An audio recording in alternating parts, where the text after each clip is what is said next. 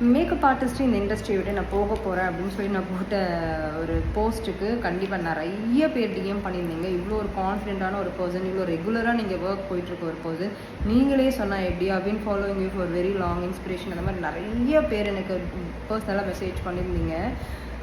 ஒரே ஒரு இது தான் எனக்கு இப்போ இந்த மந்தில் நடந்த ஒரு விஷயத்தை பற்றி மட்டும் நான் சொல்கிறேன்.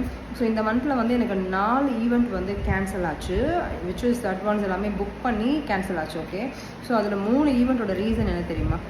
மேக்கப் ஆர்டிஸ்ட் வந்து அவங்களோட ஃப்ரெண்டு, அவங்களோட ரிலேட்டிவ் எனக்கு கொடு, எனக்கு நீ கொடுக்கலாம் எப்படி, எனக்கு நீ சப்போர்ட் பண்ணு, நான் உனக்கு ஃப்ரீயாகவே பண்ணித்தரேன். எனக்கு தெரியல, எனக்கு அவங்க மேலே எனக்கு வந்து எந்த இதுவுமே இல்லை. அஃப்கோர்ஸ் அவங்க வந்து அந்த ஃபைட் பண்ணுற அந்த ஒரு இதில் இருக்காங்க, பிகாஸ் நிறைய இன்வெஸ்ட்மெண்ட் பண்ணியிருப்பாங்க. அவங்களுக்கு ஏதாவது ஒரு ஈவெண்ட் வேணும். ஈவன் இந்த மோஸ்ட் ஆஃப் பார்த்தீங்கன்னா இந்த பட்டிங் ஆர்டிஸ்ட் ஈவெண்ட்ஸ் வராதவங்க அப்படி சொல்லியிருப்பாங்க. ஸோ எனக்கு வந்த கோவம் எல்லாமே வந்து இந்த மென்டார்ஸ் மேலே தான். ஏன்னா அவங்க வந்து நம்ம மென்டார்ஸ்ன்னு சொல்கிறத விட அந்த மேக்கப் இண்டஸ்ட்ரியோட இன்ஃப்ளூயன்சர்னு சொல்லலாம். எனக்கு அப்படி தான் சீரியஸாக அவ்வளோ கோவம் வருது. எடுத்தவொடனே என்ன சொல்கிறாங்க, கோடியில் என்ன மாதிரி நீங்கள் கோடியில் பெறலாமா, என்ன மாதிரி நீங்கள் வீடு கட்டணுமா, என்ன மாதிரி நீங்கள் பண்ணணும், என்ன மாதிரி நீங்கள் பெரிய பெரிய ஸ்டார் ஹோட்டல்ஸ்க்கு போகணுமா, என்ன மாதிரி நீங்கள் லேவிஷாக இருக்கணுமா, நீங்கள் அவுட் ஆஃப் கண்ட்ரீஸ் நீங்கள் பண்ணணுமா, நிறைய பேர் ஒருத்தவங்க ஓப்பனாக வாய் வெளிப்படையாக சொல்கிறாங்க, இன்னொருத்தவங்க வீடியோவில் வந்து இன்ஃப்ளூயன்ஸ் பண்ணுறாங்க. எனக்கு இது எப்படி இருக்குது அப்படின்னா, உண்மையை மனசாட்சி தொட்டு சொல்லுங்கள். இந்த ஃபீல்டு இப்போ டவுன் ஆகிடுச்சு தானே. முதல்ல உங்களுக்கு எத்தனை பேர் ஸ்டூடெண்ட்ஸ் என்ரோல் பண்ணிட்டு இருந்தாங்க, இப்போ எத்தனை பேர் என்ரோல் பண்ணுறாங்க? முதல்ல 60-70 வந்துட்டு இருந்தது, உங்களுக்கு ஒரு ஹாஃப் ஆஃப் த கவுண்ட் வந்து கம்மி ஆகிடுச்சா இல்லையா? எவ்வளோ ஆஃபர்ஸ் கொடுக்குறீங்க நீங்கள் அகைன் வந்து ரீட்டைன் பண்ணுறதுக்கு? எத்தனை பேர் வந்து ஜுவல்ஸ் அடக்கு வச்சு நீங்கள் கொடுக்குற இந்த இன்ஃப்ளூயன்ஸ்னால நம்மளும் வந்து மந்த்லி எவ்வளோ ஏர்ன் பண்ணலாமா ஓகேன்னு சொல்லி இருக்கிற ஜாபை ரிசைன் பண்ணிவிட்டு ஹஸ்பண்ட் கிட்ட அண்ட் வீட்டில் வந்து நிறைய பேர்கிட்ட பெர்மிஷன் வாங்கி தெரியாமல் சொல்லி கடன் வாங்கி எத்தனை பேர் வந்து ஏமாந்து போகிறாங்க. அதை பற்றி ஒருத்தராவது பேசியிருக்கீங்களா? அண்ட் நீங்களே மனசாட்சி தொட்டு சொல்லுங்கள், ஒரு பேட்சில் நீங்கள் ஒரு 50-60 பேர் நீங்கள் எடுக்கிறீங்கன்னா அதில் 50 பேர் 45 பேர் மேக்கப் ஆர்டிஸ்ட் ஆகிட்டு ஷைன் பண்ணிடுறாங்களா? அதை பற்றி ஏன் யாருமே பேச மாட்டீங்க? என்னோட பேட்சில் எடுத்துக்கோங்களேன், 55 பீப்புள் வந்து வந்தாங்க, லைக் கிளாஸ் அட்டன் பண்ணாங்க. அதில் எத்தனை பேர் கன்சிஸ்டண்ட்டாக இப்போ என்ன மாதிரி வந்து ப்ரைடலே ஃபுல் ஃபோக்கஸ்டாக பண்ணுறாங்கன்னு நினைக்கிறீங்க? 2 பேர் தான். அதில் ஒருத்தர் வந்து எக்ஸிஸ்டிங் மேக்கப் ஆர்டிஸ்ட்.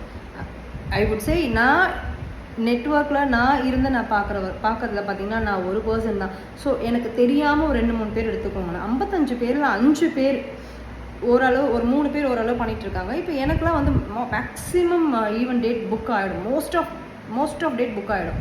இந்த மாதிரி பார்த்தீங்கன்னா ஒரு பர்சன் தான். ஆனால் நீங்கள் வெளியில் சொல்கிறது எப்படி இருக்குது, எப்படி சம்பாதிக்கலாம், அப்படி சம்பாதிக்கலாம், நீங்கள் இவ்வளோ லேவிஷாக இருக்கலாம், எப்படி நீங்கள் அவங்கக்கிட்ட வந்து ஒரு பிம்பம் நீங்கள் காமிக்கிறீங்க அப்படின்னா இட்ஸ் ஈஸி ஏர்னிங் மணின்ற மாதிரி நீங்கள் காமிக்கிறீங்க. It's not that easy guys.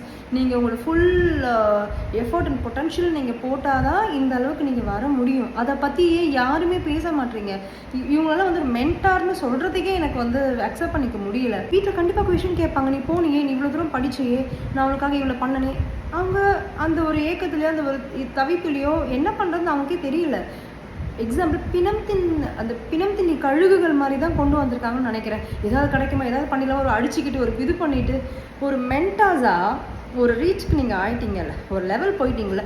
என்ன நீங்கள் பெஸ்ட்டாக நீங்கள் செட் பண்ணியிருக்கலாம்? பேமெண்ட்டை வந்து ஈவெண்ட்டுக்கு முன்னாடியே வராமல் நம்ம ரிசீவ் பண்ணுற மாதிரி நீங்கள் ஒரு கோல் நீங்கள் செட் பண்ணியிருக்கலாம்ல, அந்த ஒரு ட்ரெண்டை நீங்கள் செட் பண்ணியிருக்கலாம்ல. அண்ட் இந்த இண்டஸ்ட்ரிக்கு வந்தீங்கன்னா நீங்கள் இந்த அளவுக்கு பண்ணால் மட்டும்தான் நீங்கள் வர முடியும். ஐ கேனாட் அஷ்யூர் நீங்கள் எல்லாருமே வந்து இதை சக்சீடாக ஆக முடியாது. நீங்கள் ஒர்க் பண்ணுறதுக்கு ரெடியா, நீங்கள் ஓடுறதுக்கு ரெடியா, அப்படி இருக்குங்க ரெஜிஸ்டர் பண்ணுங்கன்னு எத்தனை பேர் நீங்கள் ஓப்பனாக சொல்கிறீங்க? கர்மா இஸ் பூமராங். இன்னைக்கு நீங்கள் எல்லாருமே நீங்கள் வீடு வாங்கலாம் அப்படி இப்படின்னு சொல்லிட்டு நீங்கள் மட்டும்தான் வாங்கிட்டு இருக்கீங்க. உங்களை நம்பி பே பண்ணுறவங்க கடனாளியாக தான் இருக்காங்க. ப்ளீஸ் ஓப்பன் அப் பண்ணுங்கள். இன்னுமே வந்து எதுக்கு வந்து ஏமாத்துறீங்க? லிட்ரலி சீட் பண்ணுறீங்க. இது வந்து ஒரு சீட் பண்ணுற ரேஞ்சில் தான் போயிட்டுருக்கு. யாரையுமே வந்து நீங்கள் வந்து வாழணும்னு நினைக்கிறது தப்பு கிடையாது. ஓகே, ஈவன் நானுமே வந்து தீர்க்கதரிசியோ நான் வந்து தியாகத்துக்காக நான் வரல. ஆனால் நம்ம ஒரு பிஸ்னஸ் பண்ணுறோம் அப்படின்னா அது ஒரு ஒரு எத்திக் இருக்கணும். அதில் வந்து ஒரு நியாயம் தர்மம் இல்லைனாலும் ஒரு நியாயமாவது கண்டிப்பாக இருக்கணும். நம்ம ஒரு பிஸ்னஸ்க்குன்னு வந்தோம்னா நம்ம மட்டுமே சர்வைவ் ஆகணும் அப்படின்றது எனக்கு தெரியல. எத்தனையோ makeup artist, if I'm not wrong, B3 and then diamond artistry, அதுக்கப்புறம் ஷைனி பார்பரா, கண்ணன் சார், இவங்களாம் வந்து இவங்கள மாதிரி பேசுறது கிடையாது. இவங்க மாதிரி ஒரு லேவிஷ்னஸ் எனக்கு காமிச்சு பிஸ்னஸ்க்காக பண்ணுறாங்களா அப்படின்றது எனக்கு தெரியாது.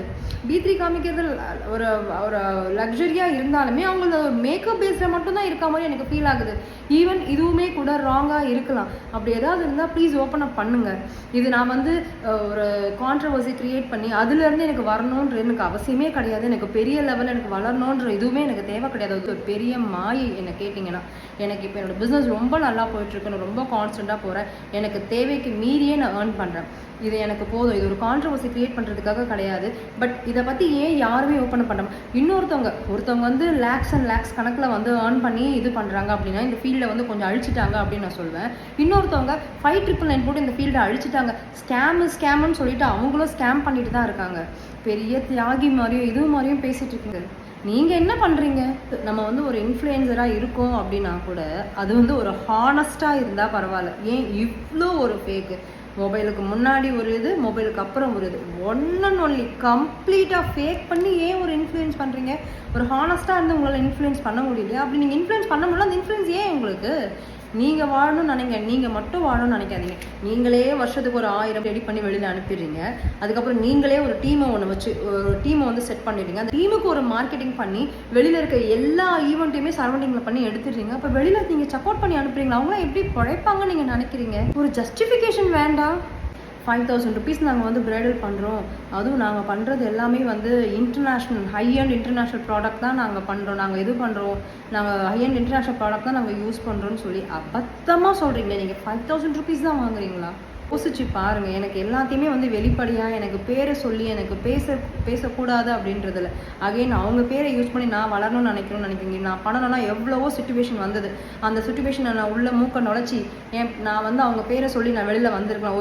ஒரு மேக்கப் ஆர்டிஸ்டோடைய பேரையும் சொல்லி நானும் வந்திருக்கலாம். ஒருத்தவங்க பண்ணிட்டு இருக்காங்களே அந்த மாதிரி பண்ணணுன்ற அவசியமே கிடையாது. இது வரைக்கும் நான் எந்த கான்ட்ரவர்சியான விஷயமும் நான் பண்ணதும் கிடையாது. பட் பீப்புள் ப்ளீஸ், நீங்கள் மேக்கப் ஆர்டிஸ்டே ஆகணும்னு நினைக்கிறீங்களா? Please think twice and thrice. மற்ற எல்லா ஃபீல்டை விட மேக்கப் ஆர்டிஸ்ட் இந்த இண்டஸ்ட்ரியில் சர்வை பண்ணுறது ரொம்ப கஷ்டம். நான் வந்து வின் பண்ணவே முடியாதுன்னு நான் சொல்லலை, கண்டிப்பாக வின் பண்ணலாம். பட் அதுக்காக நீங்கள் 50 பேர் ரெஜிஸ்டர் பண்ணுறீங்கன்னா 50 பேரை வின் பண்ணிடலான்னு நான் சொல்ல மாட்டேன். அதுலேருந்து ஒரு 3 பேர் தான் நீங்கள் ஷைன் ஆக முடியும். அந்த ஷைன் ஆகிறதுக்கு நீங்கள் ரொம்ப ரொம்ப ஹார்ட் ஒர்க் பண்ணணும். அது எந்த பீப்புளுமே வந்து சொல்ல மாட்டாங்க. அப்படி சொல்லாத மென்டாரை ப்ளீஸ் ட்ரஸ்ட் பண்ணாதீங்க. வந்து ப்ரொஃபஷனலாக உங்களுக்கு விஷயங்கள் இது பண்ணுறாங்களோ அவங்கக்கிட்ட பண்ணுங்கள். ஒரு பிஸ்னஸ்க்கு நீங்கள் பண்ண போகிறீங்க, நீங்கள் வந்து உங்களுடைய மணியை தான் நீங்கள் ஏர்ன் பண்ணியோ இல்லை நீங்கள் கடன் வாங்கியோ நீங்கள் இன்வெஸ்ட் பண்ணுறீங்க. ஒன்றுக்கு ஒரு 100 தடவை திங்க் பண்ணிவிட்டு வாங்க.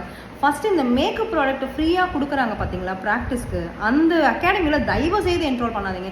இதனால் நல்ல மேக்கப் ஆர்டிஸ்ட்டுமே நல்ல ஒரு அகாடமிலுமே கூட இவங்க எல்லாமே கொண்டு வந்து இது வந்து ஒரு ஃபார்ம் பண்ணி வச்சதால கட்டாயத்தினால கொடுக்குற நிறைய அகாடமிஸும் இப்போ இருக்குது.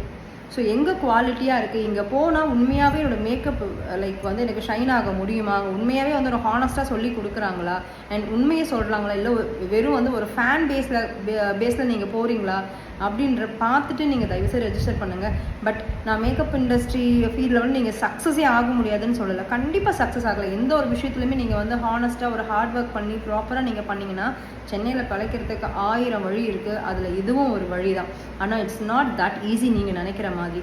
ஒரு ஈவெண்ட் கூட என்னால் எடுக்க முடியல, நான் இவ்வளோ லேக்ஸ் நான் செலவு பண்ணி ஃபீஸ் பண்ணியிருக்கேன்னு என்கிட்ட புலம்பான நிறைய பேர் இருக்காங்க. என் ஹஸ்பண்ட் அப்ராடில் இருக்காரு, நான் நகையை அவருக்கு தெரியாமல் நான் அடகு வச்சுட்டு வந்தேன், நான் நம்பி ஏமாந்துட்டேன் மேம் சொல்கிறவங்க நிறைய பேர் இருக்காங்க.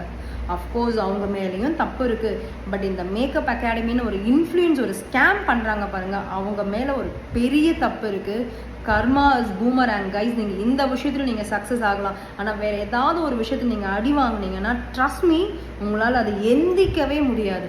ஸோ எல்லாருமே சர்வைவ் ஆகணும். கொஞ்சம் ஒரு மனசாட்சியோடு நடந்துக்கோங்க.